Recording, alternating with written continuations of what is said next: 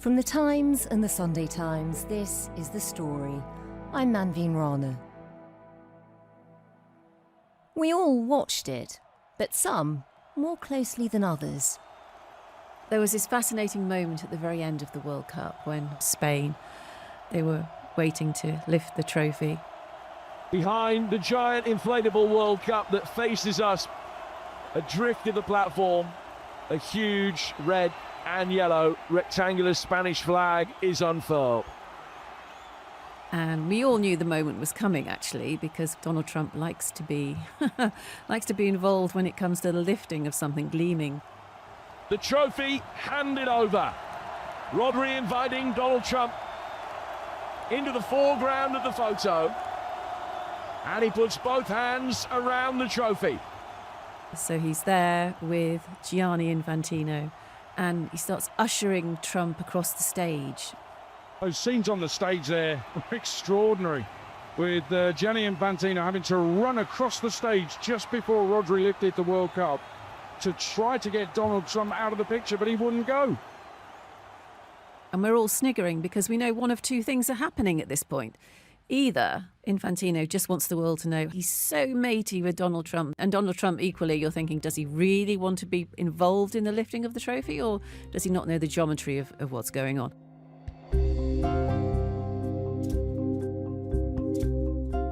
But for all the rolling of eyes at the antics of two very powerful men, for our senior sports writer Alyson Rudd, that moment was also a sign of hope.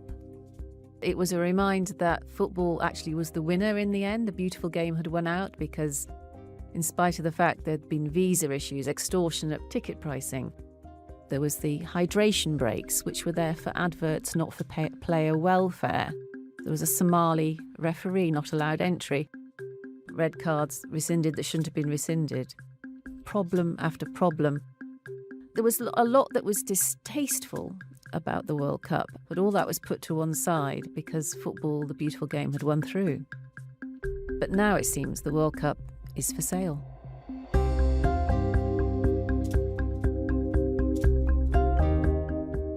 Gianni Infantino, the infamous boss of FIFA, has been plotting to sell shares in the biggest tournament in the footballing world. But now, after an 11th hour meeting yesterday afternoon, his plans could well be sunk. England and all the other European members of UEFA said they will boycott FIFA's tournaments if Gianni Infantino's plan goes ahead to sell stakes in the World Cup to private investors.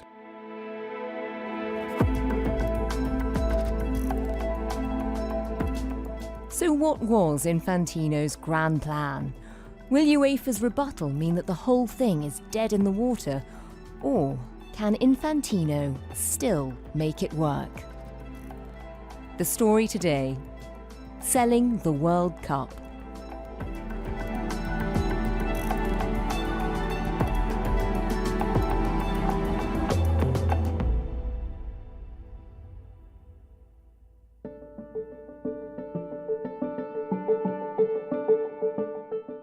We'll be returning to that crucial UEFA meeting yesterday afternoon with our sports editor, Tom Clarke, in a moment. But first, let me take you back to how this whole saga exploded. For Alyson Rudd, Gianni Infantino's plans to sell the World Cup were a bit of a surprise.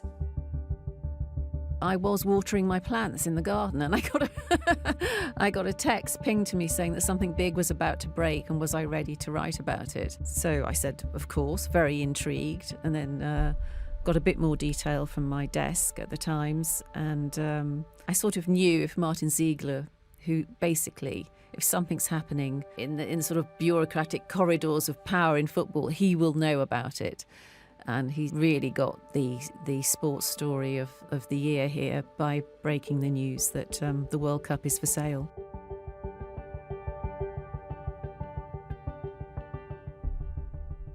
Yes, Martin Ziegler, chief sports reporter at the Times, never misses the scoop when it comes to football. So, Alyson, tell us about the man at the centre of all of this, Gianni Infantino. For people who don't always follow football but are certainly very intrigued by this story, Just remind us who he is. Tell us a bit of his background. Infantino, he's the president of FIFA, which is the global governing body of football. I can't help but think we wouldn't be having this conversation if the person who was in charge of FIFA, who run the World Game, if he was a former player or a former manager. But he's a lawyer, he's a bureaucrat, he's worked his way up through the corridors of power in the back rooms of football. He didn't have an easy ride to power. There wasn't overwhelming support for him. This is in 2016. But he managed to gain the votes he required, and this is instructive and important, I believe, by offering each of the 211 FIFA associations around the world $5 million if they voted for him. He said, I will be the one that makes sure we get more money from broadcast rights and more money from sponsorship. Now, he was absolutely spot on with that.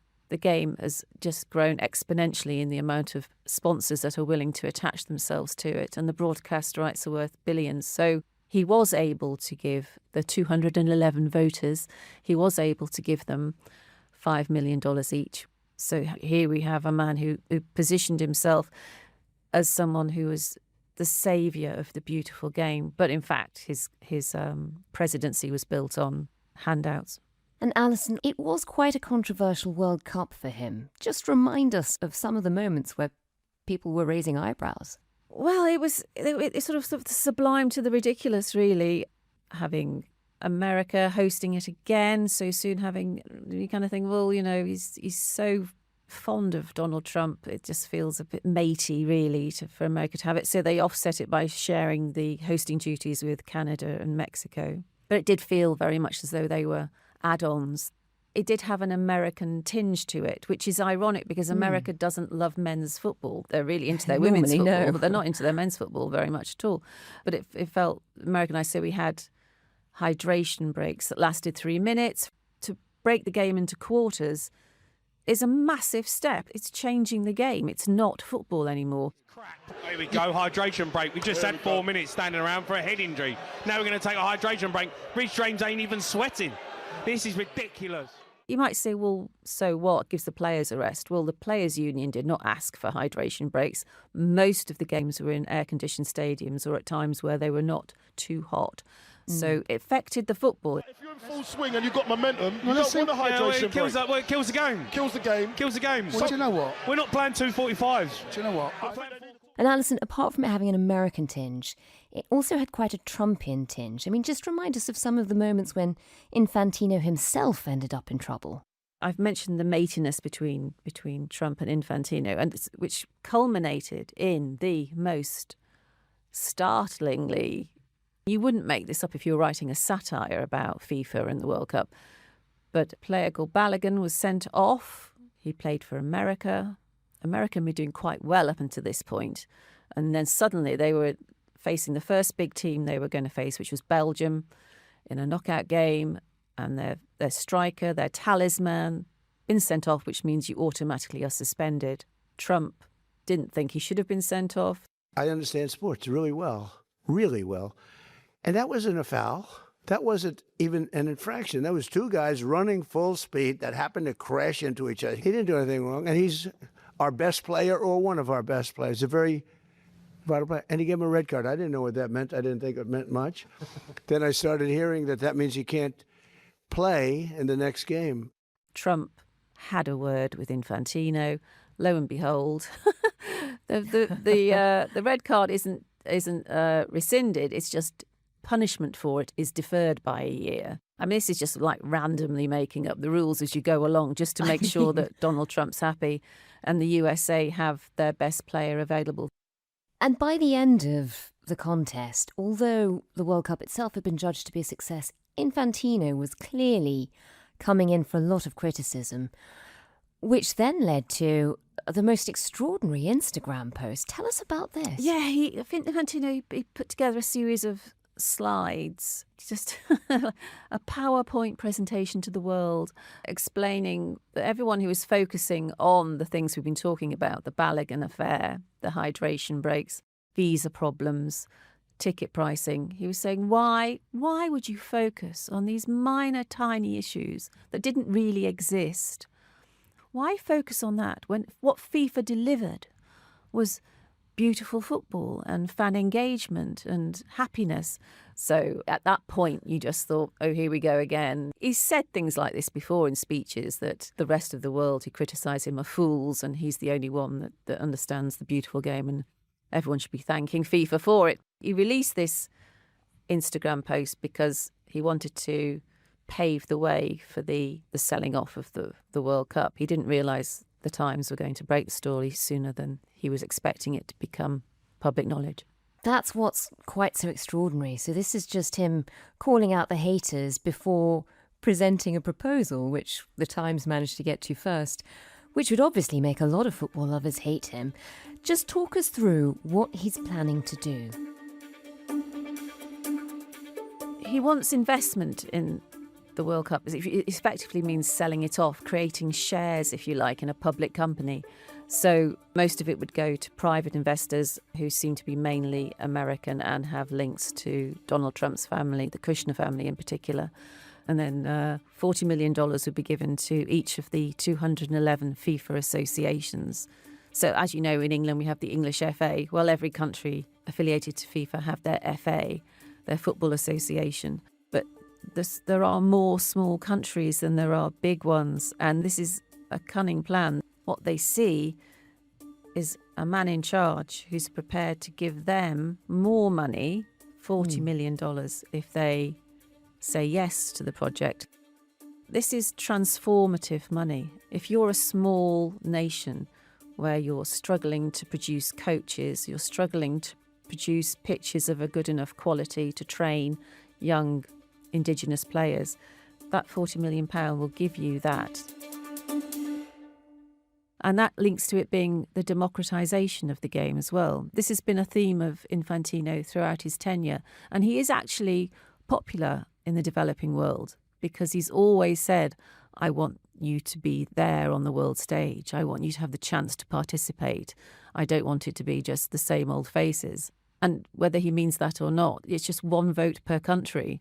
He's getting a lot of the smaller nations absolutely, maybe saying adore him is too much, but they do like the fact he's not forgotten about them. That argument about democratising football is not a bad sell. Why are European countries so angry about it? What do they think will be lost if you're planning for the future of football? Most developed nations feel that the game is squeezing as much as it can at the moment out of it. So if you commercialise football, if you sell the World Cup, if it's going to become an investment vehicle, you want more bang for your buck, so you have more World Cups. So you'd have a World Cup once every 2 years, maybe even once a year. Just imagine what that would do to player exhaustion, player safety, quality of the football. What makes the World Cup so exciting? I, for example, decorate the outside of my house with flags from anyone who's a debutante and the host and so on. It's a bit of a talking point in the village, but there we go. It's special. You can get excited about something that only happens once every 4 years. If it happens every 2 years or every year, in what way is it special? But that's from the European perspective. If you've made it into a World Cup that always takes place or regularly takes place in the United States, if we thought it was gaudy and glitzy this time around, it will turn it into, a World Series type of thing. That's a much more seductive prospect for investment.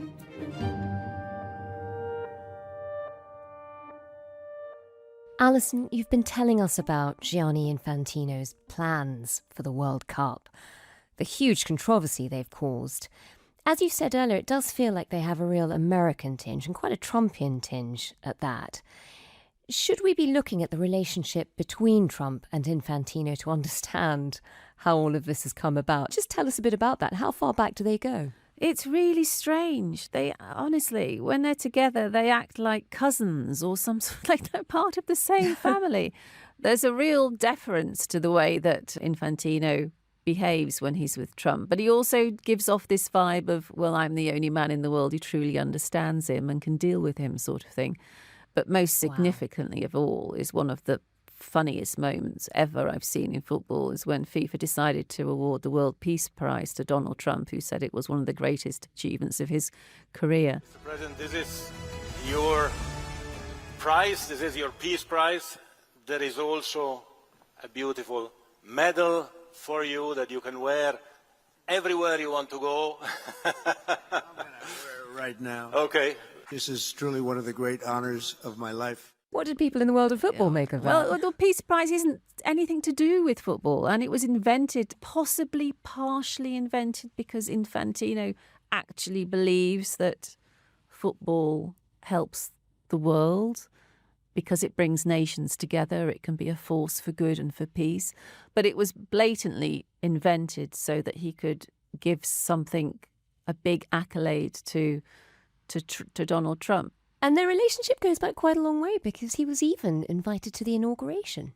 Donald Trump invited Infantino to his inauguration, and Infantino very willingly laughed along when Donald Trump made derogatory remarks about both Canada and Mexico. A short time from now, we are going to be changing the name of the Gulf of Mexico to the Gulf of America, and we will restore the name of a great president, William McKinley, to Mount McKinley, where it should be and where it belongs. Who ended up, of course, being co-hosts of the World Cup. What is Infantino, the president of FIFA, doing, seeming to back mockery of two nations who are hosting the greatest show on earth? Really is so awkward. And Alyson, it's not just Donald Trump. Many of the people in his orbit, some who are even part of the extended family, will be directly affected by this deal. Yeah, I mean, the headline news is that it's the Kushner family who are involved. Josh Kushner, he's the brother of Trump's son-in-law, who is Jared. He runs the investment fund called Thrive Capital, which FIFA are dealing with for this sell-off. And there are all sorts of people who are in and around the Trump inner circle who are involved in all the financial discussions on this. There's a guy called Greg Maffei. He's being called the key commercial advisor. Now, he's donated to the Trump campaign, actually, and he's also American. And he's the former president of Liberty Media, which owns F1. It's quite an incestuous group of investors.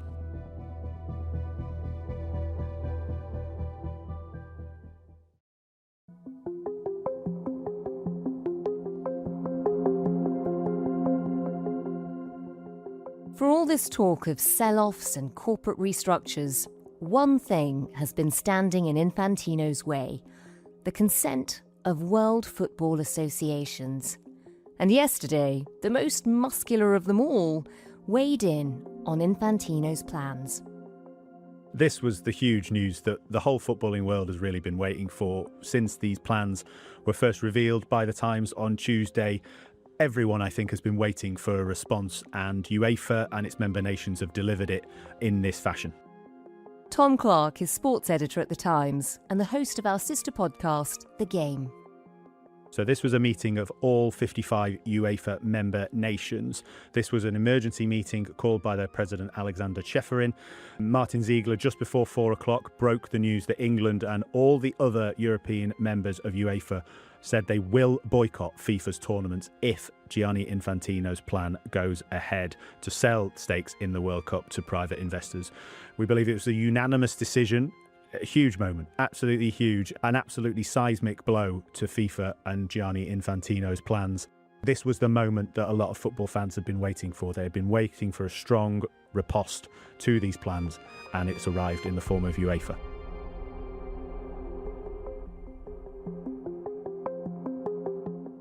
Have they explained why? What does their statement say?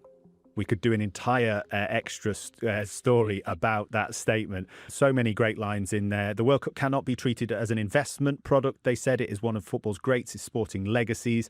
They reiterated their statement that the World Cup is not for sale. I thought this section was particularly telling and particularly damning for Gianni Infantino. They said it is both irresponsible and indefensible that a proposal of such significance for football was conceived in secret and brought to the brink of approval without any meaningful consultation with those entrusted with stewarding the game. This is not merely a profound failure of leadership, but an abdication of FIFA's duty as the custodian of world football. Wow. I mean, they're clearly furious. They don't like that this has been presented to them as a fait accompli without any kind of consultation.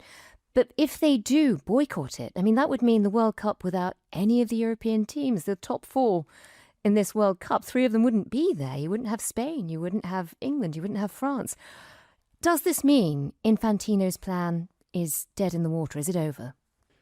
I wouldn't like to be the guy who says, yes, it is definitely over. I certainly would hope so. Gianni Infantino could well fight. He could, of course, say, look, I've still got Brazil, I've still got Argentina, I've still got the South American nations, I've still got Africa. If that is the case, it might well keep developing as we go. But I wonder whether actually other federations, other nations will look at this and look at UEFA and go, they've got the upper hand here. They've got the strength. They've got loads of star names. They've got the current holders in Spain. They've got one of the star teams in France. England, for all we can be disparaging in this country about England's football hopes, they have got to a semi-final. Harry Kane, Jude Bellingham is one of the biggest stars in world football. So it certainly feels like a huge tipping moment. Yeah. And Tom, to be fair to them, we have been saying that looking at the numbers, a lot of the smaller countries will be very tempted by the idea of being given 40 million to develop the game. We can totally see that. In a lot of the African countries, that would be game-changing. However, we should say it's not just UEFA. UEFA has come out with the most damning statement, but the noises coming out of Asia, for example, were pretty negative too. Yes, absolutely. You're right to bring that up, because before we had this damning statement from UEFA, we'd had the first kind of murmurings. Sheikh Salman, the president of the Asian Football Confederation, he had written to his 47 members. They expressed great concern and disappointment at the lack of consultation from FIFA. So again, this is another federation saying, you've gone about this terribly. Even before we get to the plan, this is not the way to do this kind of thing. The statement went on to say that the AFC is deeply concerned that FIFA's unilateral actions appear to undermine the very foundations of continental football, which are based on solidarity, cooperation and transparency. Moreover, such an initiative will not succeed without the support of all the confederations, which is not the case now. So when you factor in that statement, those 47 nations, which Sheikh Salman is, as the president, is, he's speaking on behalf of, 55 from UEFA, you start looking at 211. Even my terrible maths tells you that it's Gianni not looking Infantino's good. plan's in trouble. It's not looking good. And these federations will be reflecting the wishes of the teams, the players, the fans. And also, there has been quite a lot of political intervention too. In this country, certainly the Prime Minister's made a statement about it. Just remind us what he said and if there's been a similar reaction around the world. Yeah, Andy Burnham, very quick to respond, obviously, as a football fan himself. Burnham said that football is something that belongs to the fans, and it always should do. Football does not belong to investors. It belongs to the people who fill the stands, who stand on the touchlines week in, week out, rain or shine. The World Cup is not a product. It is the greatest competition in the world, and it was never anyone's to sell. Dress the deal up however you like. Once you have sold a piece of it, you have sold out. Tom, just given the wall of criticism and antipathy to this proposal, it's very hard to imagine it going ahead. But what does happen next? At what point do we know if it definitely is over? Well, as I say, it will be interesting in the coming hours and days to see what the other federations do. But there's a ticking clock here. There are games to be played in official World Cup competitions. A year from now, we have the Women's World Cup, which, if as it stands, we would be going ahead without European nations, which would include Spain and England, the two nations who formed the World Cup final for the last Women's World Cup and would go into this tournament as favourites. So it'll be fascinating to see whether we get a punchy response from FIFA, or before that could even happen, we've already got other member nations and federations falling in behind UEFA and saying, yep, we're out too. And Tom, if this proposal is now off the table, if we find in the next few days it sinks without trace, what does that mean for Gianni Infantino? This is his great idea, and all the statements coming out of different parts of the world are so damning, often personally about him and the way he's conducted himself. What does it mean for his future?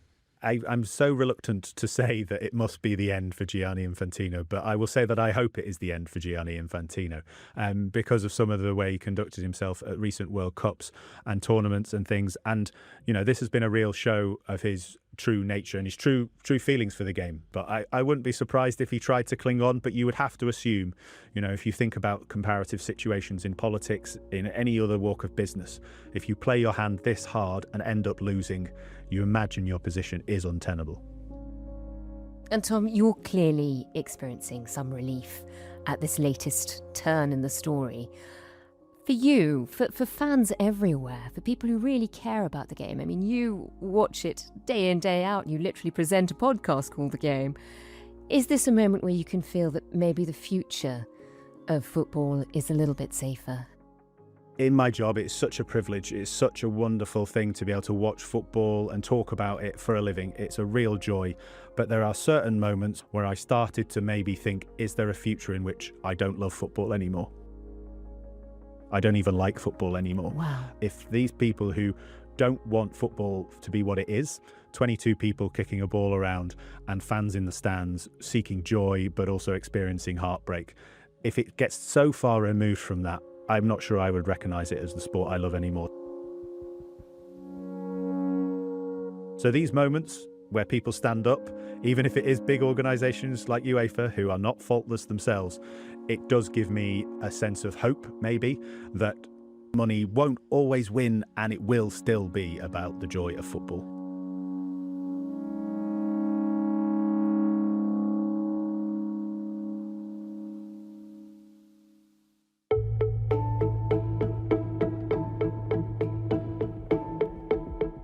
That was Tom Clarke, sports editor at The Times.